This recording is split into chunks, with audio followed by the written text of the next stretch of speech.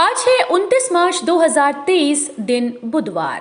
Welcome back to clean news UP. चलिए देखते हैं उत्तर प्रदेश की 25 फटाफट बड़ी खबरों को। कानपुर में फिर बदलेगा मौसम। 30 व 31 मार्च को बारिश के आसार, ओले भी पड़ सकते हैं। यूपी के कानपुर समेत आसपास के क्षेत्र में इस महीने के आखिरी 2 दिनों में फिर से मौसम बदल सकता है। चंद्रशेखर आजाद कृषि एवं प्रौद्योगिकी विश्वविद्यालय के मौसम विभाग के अनुसार आज 29 मार्च की रात से चक्रवाती हवा उत्तराखंड के हिमालयी क्षेत्रों में पहुंचेगी। वहां से 24 घंटे के अंतराल में नम हवाएं यूपी के मैदानी क्षेत्रों में आना शुरू हो जाएंगी। मौसम विज्ञान विभाग प्रमुख डॉक्टर एस.एन. पांडे के अनुसार 30 और 31 को बारिश के आसार हैं। कहीं कहीं ओले भी पड़ सकते हैं।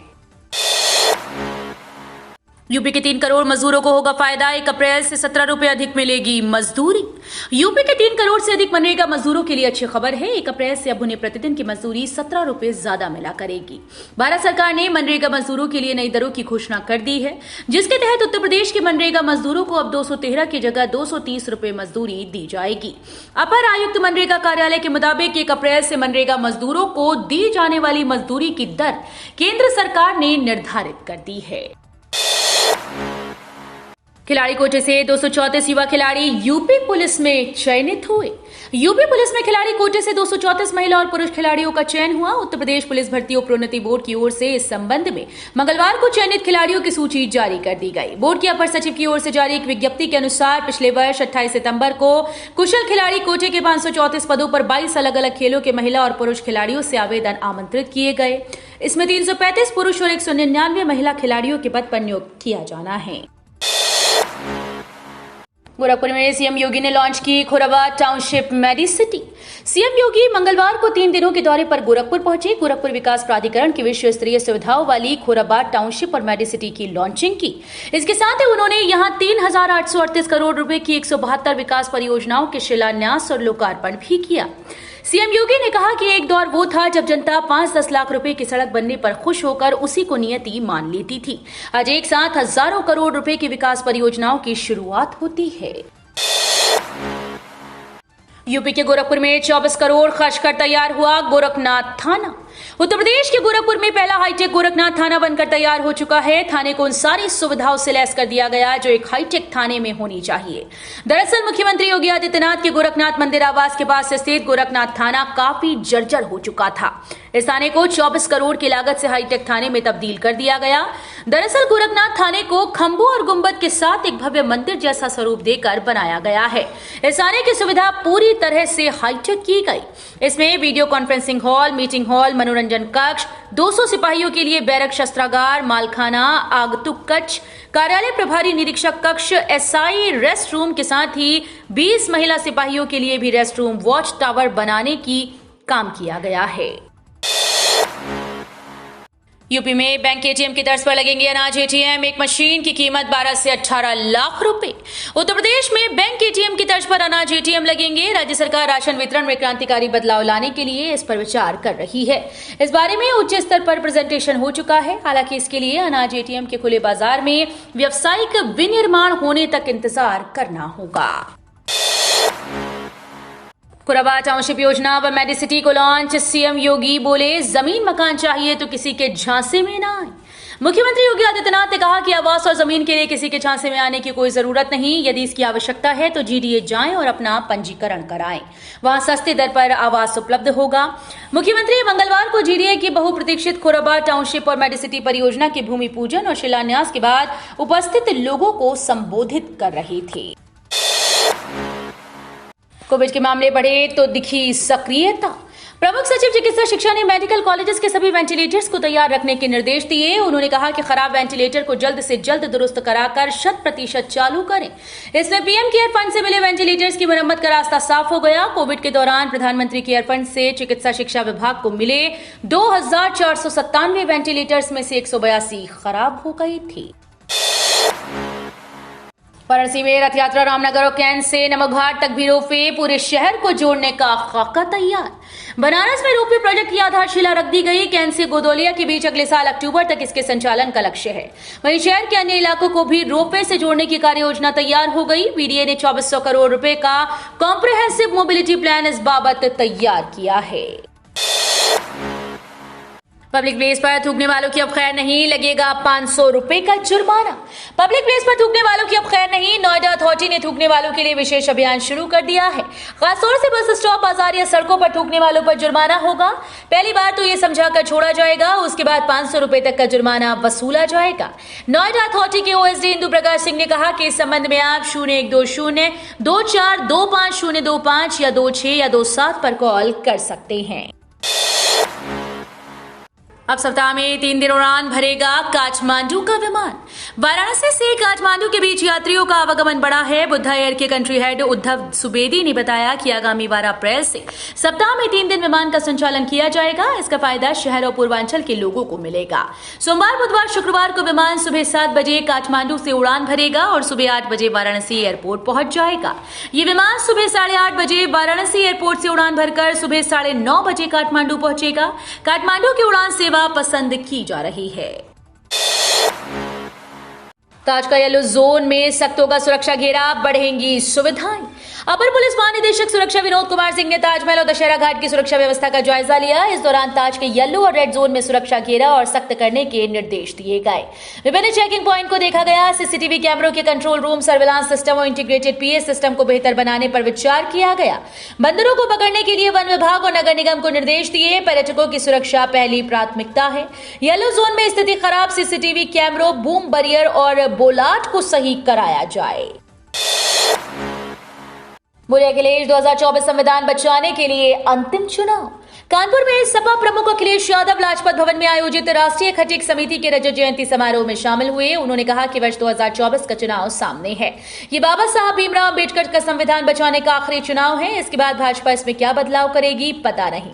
उन्होंने कहा कि बहुत सावधान रहना पड़ेगा, ये कुछ भी प्रचार कर सकते हैं। गर्मी बढ़ते ही वातानुकूलित बसेस की मांग, यात्री हो रहे परेशान।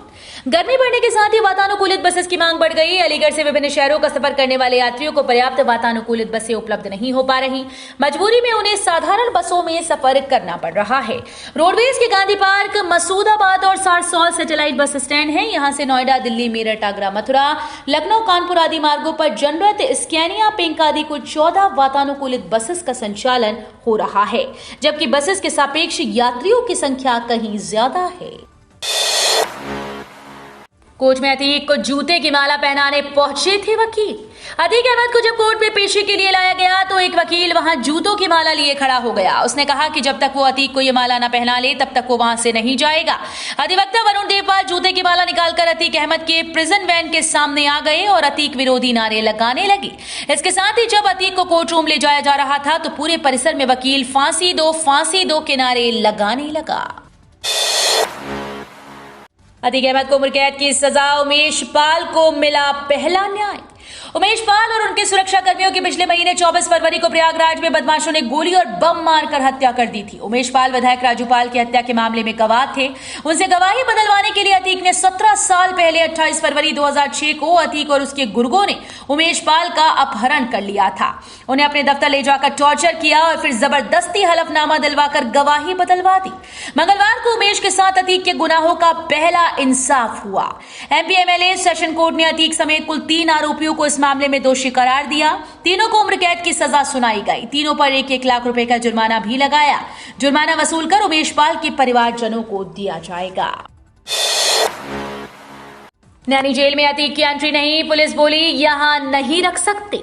उमेश पाल अपहरण केस में मंगलवार को प्रयागराज की एमपी एमएलए कोर्ट ने माफिया अतीक अहमद समेत 3 आरोपियों को दोषी करार देते हुए उम्र कैद की सजा सुनाई। प्रयागराज पुलिस पहले चाहती थी कि अतीक अहमद को नैनी जेल में रखा जाए, लेकिन अब पुलिस खुद कह रही है कि अगर ऐसा किया गया तो ये सुप्रीम कोर्ट के आदेश का उल्लंघन होगा। ऐसे में अब अतीक को साबरमती जेल ले जाया गया है।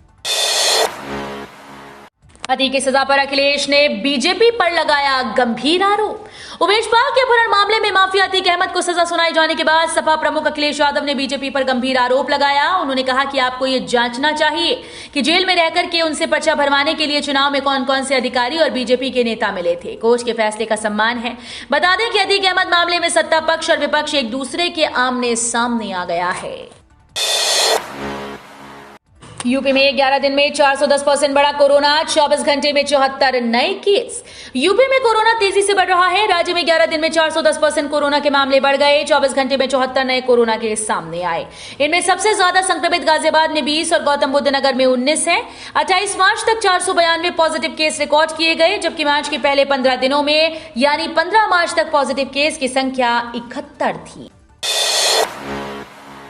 किराए की कोख पर अब सख्त होगी निगरानी। सीएमओ को देना होगा रिकॉर्ड, बच्चे को होंगे सभी अधिकार। लखनऊ शहर में अब किराए की कोख पर निगरानी सख्त कर दी गई। जरूरतमंद अब किराए की कोख के लिए किसी शादीशुदा करीबी महिला रिश्तेदार की ही मदद लेंगे। इसके लिए पहले स्वास्थ्य विभाग को जानकारी देनी होगी। वहां से जांच पड़ताल के बाद अनुमति मिलने पर सरोगेसी की प्रक्रिया शुरू हो सकेगी। नए सरोगेसी अधिनियम को स्वास्थ्य विभाग सभी आईवीएफ सेंटर पर सख्ती से लागू करने जा रहा है। सारस से मिले अखिलेश, बोले नवरात्र पर न खिलाएं अंडे, बीजेपी बुरा मान जाएगी। यूपी में इस समय सारस को लेकर राजनीति तेज हो गई। सपा भाजपा दोनों आमने सामने हैं। इस बीच मंगलवार को सपा अध्यक्ष अखिलेश यादव सारस से मिलने चिड़ियाघर पहुंचे। उन्होंने कहा कि नवरात्र पर सारस को अंडे न खिलाएं वरना भाजपा बुरा मान जाएगी। मैं जिससे मिलने जाता हूं भाजपा उसी पर कार्रवाई कर देती है। अखिलेश ने कहा कि आरिफ ने घायल पक्षी का पूरा इलाज कराया और उसका ध्यान रखा, अब उसे ही परेशान किया जा रहा है। निराश्रित गौवंश को पकड़ने के लिए 31 मार्च तक विशेष अभियान, पकड़कर भेजे जाएंगे गौशाला। अलीगढ़ शहर से लेकर देहात तक सड़कों और रास्तों पर घूम रहे निराश्रित गौवंशों को गौशाला भेजा जाएगा। इसके लिए 31 मार्च तक विशेष अभियान चलेगा। प्रशासन की तरफ गठित कमेटी इनको पकड़वाएगी। निराश्रित गौवंश फसलों को बर्बाद कर रहे हैं। जिले में कुल 125 सरकारी गौशालाएं हैं। इनमें करीब 45,000 से अधिक निराश्रित गौवंश हैं। तेजी से बढ़ रहा आई फ्लू का खतरा। बारिश और ओलावृष्टि के बाद शहर में कंजक्टिवाइटिस का संक्रमण तेजी से बढ़ा है। रोजाना ओपीडी में मरीज आ रहे हैं। डॉक्टर इससे चिंतित हैं। बीएचयू में नेत्र रोग विशेषज्ञ डॉक्टर राजेंद्र प्रकाश मौर्य का कहना है कि ऐसी समस्या 27 साल पहले हुई थी। तब प्रकोप सा लग रहा था। जिस व्यक्ति में ये समस्या होती है वो 3 लोगों को संक्रमित कर सकता है। सतर्कता व बचाव ही संक्रमण को बचाएगा। लापरवाही हुई तो संक्रमण की चपेट में आ सकते हैं। 1990 बैच के 10 आईएएस अफसरों को मिला प्रमोशन, अपर मुख्य सचिव बनेंगे। यूपी काजल के 1990 बैच के 10 आईएएस अधिकारियों की पदोन्नति का लंबा इंतजार खत्म हो गया। मंगलवार को मुख्य सचिव की अध्यक्षता में विभागीय पदोन्नति समिति की हुई बैठक में इसकी मंजूरी दे दी गई। इन अफसरों के प्रमुख सचिव से अपर मुख्य सचिव के पद पर पदोन्नति की संस्तुति की गई है। अखिलेश ओवैसी के खिलाफ मुकदमा दर्ज कराने की मांग वाली याचिका पर 14 अप्रैल को होगी सुनवाई। ज्ञानवापी मामले में बयानबाजी पर सपा के राष्ट्रीय अध्यक्ष अखिलेश यादव और एआईएमआईएम प्रमुख असदुद्दीन ओवैसी के खिलाफ मुकदमा दर्ज कराने की मांग से संबंधित याचिका पर 14 अप्रैल को सुनवाई होगी। ये मामला जिला जज डॉक्टर अजय कृष्ण विश्वेश के न्यायालय में विचाराधीन है। रामेश्वर निवासी अधिवक्ता हरिशंकर पांडे ने निगरानी याचिका दाखिल की। उनका कहना है कि ज्ञानवापी में कमीशन की कार्रवाई के दौरान मिले शिवलिंग के पास गंदगी और गलत तरीके से जुटकर नारेबाजी की गई थी। फिर बड़ी पैन से आधार को लिंक करने की तारीख, जान लीजिए नई डेडलाइन। पैन कार्ड को आधार से लिंक करने की डेडलाइन फिर से आगे बढ़ गई है। इस काम को करने के लिए पहले 31 मार्च 2023 की तारीख निर्धारित की गई थी, लेकिन अब इसे 3 महीने आगे बढ़ाने का फैसला किया गया है। अब पैन कार्ड और आधार कार्ड को 30 जून 2023 तक लिंक करा सकेंगे। तो ये थी आज की 25 फटाफट बड़ी खबरें। अगर आपको न्यूज पसंद आई हो तो वीडियो को लाइक और शेयर जरूर करें। धन्यवाद।